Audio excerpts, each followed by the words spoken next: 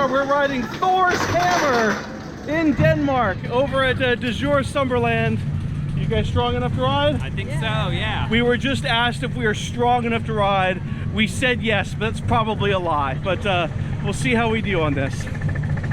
All right, you guys give us a thumbs up if you guys also want to ride Thor's hammer. Here we go. No! All right, here we come into this sort of wild mouse type of section of the ride. Ready? Oh! Here we go. Oh! Oh!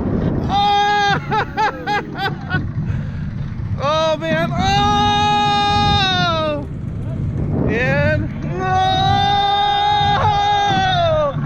Oh! Thor's helix! Oh! Thor's second helix!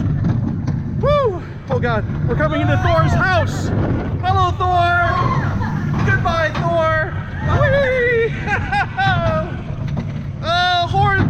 Thor's! I just said horse. There's no horse on this ride. It's Thor. Thor's hammer and helix, not horse. Let's just rewind that and start over.